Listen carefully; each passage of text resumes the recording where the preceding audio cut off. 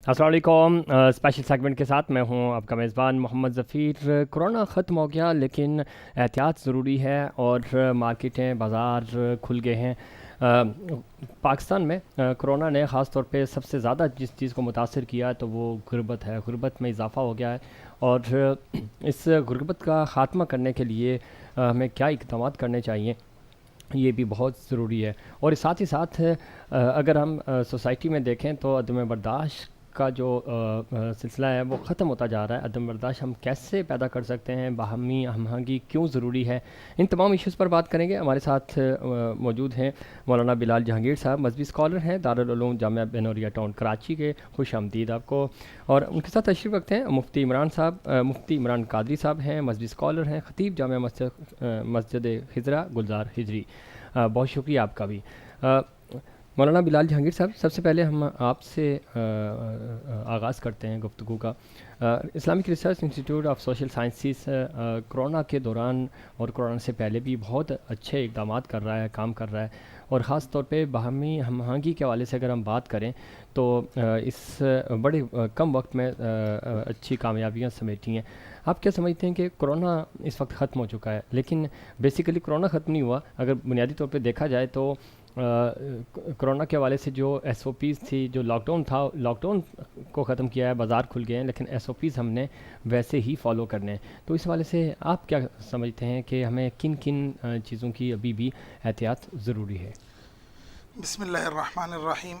आपने अभी बात की कि इस हवाले से कि कोरोना तकरीबन ख़त्म हो गया। तकरीबन ख़त्म होने का मतलब ये है कि अब मुकम्मल ख़त्म नहीं हुआ। नहीं हुआ जी। आज ही मैं एक रिपोर्ट पढ़ रहा था, उसके अंदर लिखा हुआ था कि 2 लाख लोगों की जान ले चुका है कोरोना और 2 करोड़ से ज़्यादा लोगों को इसने मुतासर किया है। अब इन सारी चीज़ों की मौजूदगी के बाद अब मेरे ख़्याल से किसी किस्म का शुबा नहीं रह जाता है कि ये एक मुसल्लमा हकीकत है। जी। वो अलग बात है कि जिन ममालिक ने इन चीज़ों को सीरियस लिया, उन ममालिक के अंदर आप देखें कि कोरोना के केसेस जो हैं बतदरीज और बहुत जल्दी जो है इन सारी चीज़ों पे कंट्रोल किया उन्होंने। और हमारे साथ वाले ममालिक, बहुत से ममालिक ऐसे हैं जिनमें आज भी कोरोना की तादाद बढ़ती ही जा रही है। इस हवाले से IRISS ने भी मुख्तलिफ़ जगहों के ऊपर अवेयरनेस के प्रोग्राम किए हैं, जी। ज़ूम पे भी और सोशल मीडिया पे भी, रेडियो पे भी, इन तमाम जगहों पर इन सारे पैगामों को आम किया गया है कि लोग इस चीज़ को सीरियस लेना शुरू कर दें। उसके बाद फिर क़ुरबानी का मामला है। क़ुरबानी के मामले में भी हमने इस पैगाम को जो है लोगों तक पहुँचाया है कि जितना हो सके वो अपनी क़ुरबानियों को जो है इज्तिमाई क़ुरबानी तक ले जाएँ और मज़बा खाने जो हैं वो एक इज्तिमाई बना लें, जिससे जो है गंदगी कम फैले।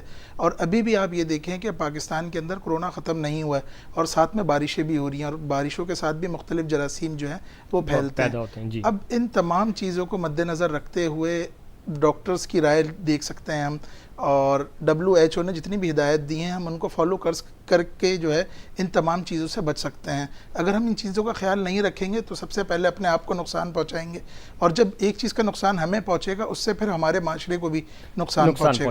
पहुंचेगा। बिल्कुल सही फरमा रहे हैं आप। मुफ्ती इमरान कादरी साहब, आप क्या समझते हैं? एक तो SOPs के तहत हम तमाम अपनी एक्टिविटीज़ कर रहे हैं, और दूसरी चीज़ ये है कि हम देखते हैं कि सोसाइटी में दम बर्दाश्त का जो मादा था वो कम होता जा रहा है। हम किसी के नज़रिए का एहतराम नहीं करते, बल्कि हम फौरी तौर पे हम किसी की राय को सुनना ही नहीं पसंद करते। तो आपका इदारा और जिस तरह काम कर रहा है माशाल्लाह, क्योंकि बैनुल मसलक हो या मज़हब हो, दोनों हालों से बड़ा अच्छा काम कर रहा है। तो इस चीज़ को फ़रोग़ देने के लिए आप के पास क्या ऐसी राय है या क्या इक़दामात हैं, क्या हिकमत अमली है कि माशरा हमारा जो है वो वापस इस तरफ आ जाए कि यहाँ हम बहस भी कर सकें, हम मुबासा भी कर सकें, हम दूसरे की राय का एहतराम भी कर सकें? बहुत शुक्रिया। बिस्मिल्लाहिर्रहमानिर्रहीम। जो आपने अभी सवाल उठाया है बहुत अहम तरीन है, क्योंकि अदम बर्दाश्त किसी भी मुआशरे के लिए ज़हर कातिल है। जी। कोई भी तरक्की याफ्ता या तरक्की पजीर मुआशरा, सोसाइटी उस वक्त तक मुकम्मल कामयाबी और कामरानी से हमकिनार नहीं हो सकती जब तक कि उस मुआशरे के लोगों में बर्दाश्त ना हो, एक दूसरे की राय का एहतराम ना हो, एक दूसरे की रेस्पेक्ट ना हो। जी। जब तक ये चीज़ किसी भी मुआशरे का हिस्सा नहीं बनती है تب تک وہ معاشرہ ترقی اور کامیابی و کامرانی کی راہوں پہ گامزن نہیں ہو سکتا۔ جی، عدم برداشت در حقیقت یہ ایک اخلاقی اور روحانی بیماری ہے جو کہ ہمارے معاشرے کے ساتھ کئی معاشروں کا حصہ بن چکی ہے، اور اس کی بنیادی وجہ جہالت ہے، علم سے تعلیم سے دوری ہے، اگنورینس ہے، اور کوئی بھی مذہب، بھلے کوئی بھی مذہب ہو، وہ اپنے پیروکاروں کو عدم برداشت کا درس کبھی بھی نہیں دیتا ہے۔ جتنے بھی مذاہب عالم ہیں، ادیان عالم ہیں، وہ سب کے سب اپنے اپنے پیروکاروں کو برداشت کا، ٹالرنس کا اور عفو درگزر کا سبق دیتے ہیں۔ ہمارے ہاں چونکہ یہ ایک بیماری دن بدن بڑھتی جا رہی ہے، یہ مسئلہ دن بدن جو ہے وہ اس میں اضافہ ہوتا جا رہا ہے، تو IRISS جو کہ ہمارا ادارہ ہے، جس کے پلیٹ فارم سے الحمدللہ ہم اسکالرز بین المسالک اور بین المذاہب ہم آہنگی کو، انٹرفیتھ ہارمنی کو فروغ دینے میں کوشاں ہیں، اس ادارے کا سب سے بڑا کارنامہ یہ ہے کہ اس نے برداشت کو فروغ دیا ہے۔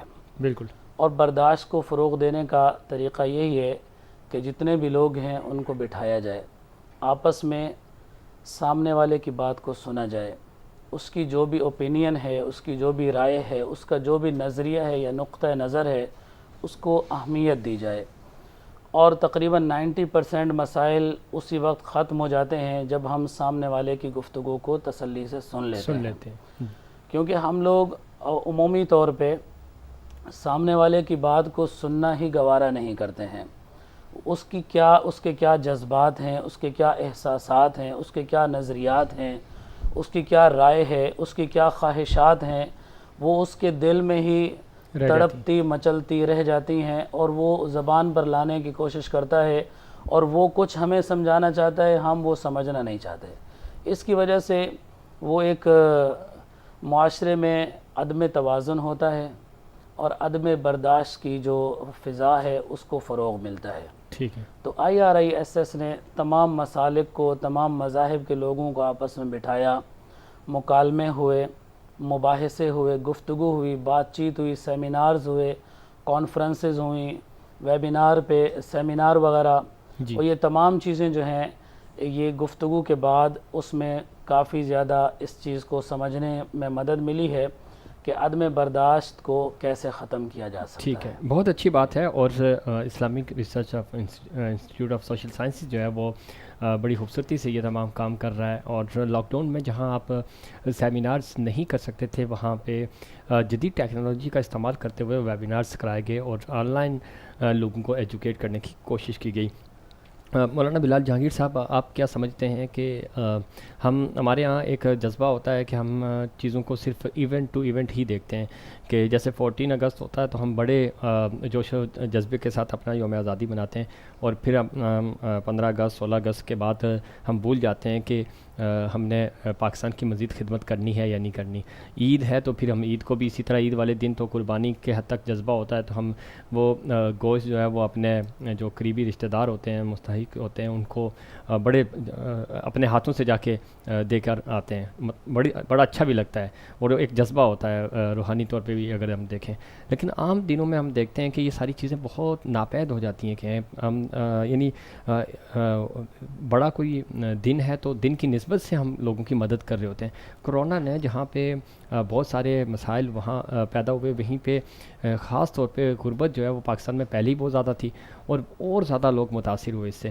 تو جو باہمی تعاون ہے، خاص طور پہ اگر ہم اس حوالے سے غریب لوگوں کی بات کریں تو اس کو کیسے فروغ دیا جا سکتا ہے، اور اس میں بھی مذہب اور مسلک اور ان چیزوں سے پاک ہو کر ہمیں لوگوں کی مدد کرنی ہوگی، تو کس طرح ہم مدد کر سکتے ہیں؟ کیا پیغام دینا چاہیں گے؟ سب سے پہلے تو یہی بات کہ آپ نے کہا ہے کہ ہم ایونٹس کے اوپر جمع ہو جاتے ہیں لیکن عام دنوں میں جمع نہیں ہوتے ہیں۔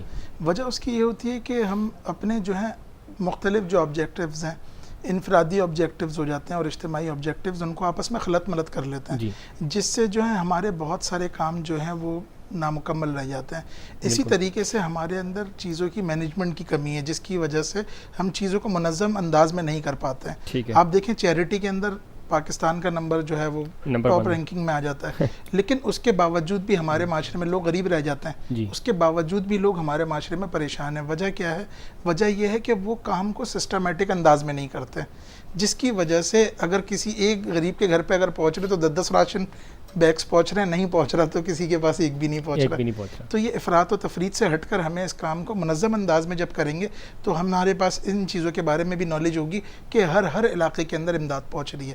اور پھر دوسری چیز یہ آ جاتی ہے کہ جب تک دیکھیں بہت سارے، صرف پاکستان کا مسئلہ نہیں ہے، بہت سارے ممالک کا مسئلہ ہے غربت، لیکن ہم غربت کو اسلامی طریقے سے بھی اور معاشرتی اور سماجی طور پر بھی اس کا مقابلہ ہم کر سکتے ہیں. جی جب تک معاشرے کے اندر سے غربت ختم نہیں ہوگی، احساس کمتری ختم نہیں ہوگی. بالکل. اور جب تک احساس کمتری ختم نہیں ہوگا تو معاشرے کے اندر توازن قائم نہیں ہوگا، اور جس معاشرے میں توازن نہیں ہوتا وہ معاشرہ امن کا گہوارہ بن ہی نہیں سکتا، ترقی نہیں کر سکتا. ان ساری چیزوں کے اندر ہمیں ان چیزوں کو دیکھنا ہوگا کہ ہم توازن کس طریقے سے قائم کر سکتے ہیں. اور پھر بھی آج بہت زیادہ جو ہے ہم نے ابھی کورونا کے معاملات میں بھی لوگوں کی بہت زیادہ ہیلپ کی، اور IRISS نے بھی بہت زیادہ لوگوں کے ساتھ تعاون کیا، اور ہم نے بہت زیادہ کوشش کی کہ جن کے ساتھ ہم تعاون کر رہے ہیں ان کی عزت نفس مجروح نہ ہو. یہ بڑا زبردست پوائنٹ آپ نے اٹھایا کہ جن لوگوں کی ہم مدد کرتے ہیں، جو فوٹو سیشنز ہوتے ہیں یا اس طرح کی جو ایکٹیویٹیز ہوتی ہیں، کہ بہت سارے جو سفید پوش لوگ ہوتے ہیں وہ بتانا نہیں چاہتے کہ وہ ان کے کیا حالات ہیں. تو آپ کا ایک کلک جو ہوتا ہے وہ ان کی زندگی کو متاثر کرتا ہے. اسی وجہ سے بہت سارے لوگ جو ہے وہ امداد وغیرہ لینا چاہ بھی رہے ہوتے ہیں لیکن بول نہیں پا رہے ہوتے ہیں. مفتی عمران قادری صاحب، آپ کیا سمجھتے ہیں جو پوائنٹ انہوں نے ریز کیا ہے کہ خاص طور پہ جو مدد، اسلام بھی کہتا ہے کہ ایک ہاتھ سے دو اور دوسرے ہاتھ کو پتہ نہ چلے. اسی نقطے کو آگے بڑھاتے ہوئے ہمارے ہاں تھوڑا سا یہ ہے کہ ہم تھوڑے سلیکٹیو ہو جاتے ہیں. کچھ جاننے والے ہیں تو ریفرنس کی بیس پہ ہم ہیلپ کر رہے ہوتے ہیں. اچھا جی فلاں جاننے والا تو وہاں پہ اتنے بیگز بھجوا دیں، یا فلاں جاننے والا اتنے بھجوا دیں. اور اسلام یہ کہتا ہے کہ آپ بہتر اس پہ روشنی ڈالیں گے کہ آپ اپنے گھر سے، یعنی جو مدد ہے وہ اپنے گھر سے شروع کریں. اپنے قریبی بھائی ہیں، کزنز ہیں، رشتہ دار ہیں، محلہ ہے، اس کے بعد پھر آپ دور دراز کے علاقوں میں اور دور دراز کے جو رشتہ دار ہیں اس طرف جائیں. تو اس پہ اور ہم یہاں پہ چونکہ خاص طور پہ کراچی کی بات کریں تو بڑا ورسٹائل شہر ہے یہ، اور ہر طرح کے لوگ یہاں پہ آباد ہیں. وہ اگر ہم قومیت کی بات کریں تو اس پہ بھی ہر رنگ و نسل کے لوگ یہاں پہ آباد ہیں. تو آپ کیا سمجھتے ہیں کہ ہمیں جو مدد ہے وہ بالکل اسلام کی روح کے مطابق ہی کرنی چاہیے، یا آج کل جو ایک فیشن بن گیا کہ بس جو جان پہچان ہے وہیں پہ ہم مدد بھی کرتے ہیں؟ دیکھیں، جب مدد کی جاتی ہے تو اس کا جو اس کی وجہ ہوتی ہے وہ یہ ہوتی ہے کہ مدد ہم اس لیے کر رہے ہیں کہ انسانیت کی خدمت ہو، بالکل، اور اس کے ساتھ ساتھ اللہ کی رضا بھی حاصل ہو. تو اگر ہم فیشن کو دیکھتے ہیں یا فوٹو سیشن کو دیکھتے ہیں یا نام و نمود کو دیکھتے ہیں یا نمائش کو یا شہرت کو، ناموری کو دیکھتے ہیں، تو پھر وہ شہرت تو حاصل ہو جاتی ہے اور فوٹو سیشن تو کامیابی سے ہمکنار ہو جاتا ہے، لیکن جو اس کی اصل روح ہے، اصل مقصد ہے، وہ وہیں کا وہیں رہ جاتا ہے. تو اس حوالے سے بلا امتیاز رنگ و نسل، بلا امتیاز مسلک و مذہب، تمام جو ضرورت مند ہیں ان کی خدمت کرنی چاہیے.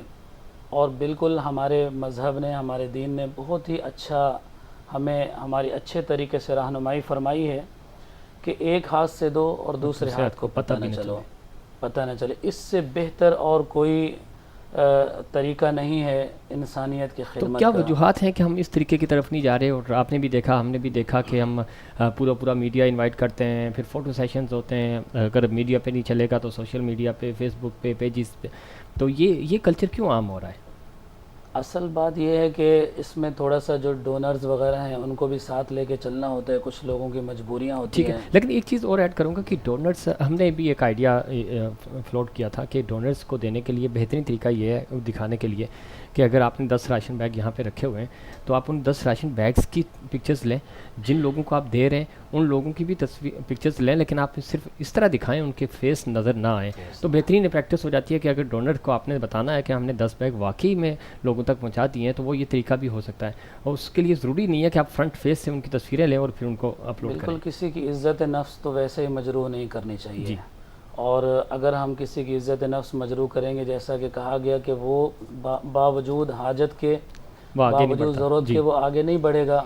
وہ سفید پوشی کا بھرم رکھتے ہوئے وہ کنارہ کشی اختیار کر لے گا اور وہ ہاتھ نہیں پھیلائے گا. ٹھیک ہے. تو ہمارا چونکہ معاشرہ من جملہ جو بے شمار برائیوں اور بگاڑ کا شکار ہے، ان میں سے ایک بیماری، برائی اور بگاڑ یہ بھی ہے کہ ہم لوگوں کو دے تو رہے ہوتے ہیں لیکن اس سے زیادہ ہم اس کی نمائش کر رہے ہوتے ہیں اور ان کی عزت نفس کو مجروح کر ٹھیک ہے. رہے اچھا ہوتے ہیں. پروگرام کا وقت ختم ہو رہا ہے، آخری 30 سیکنڈ ہے آپ کے پاس.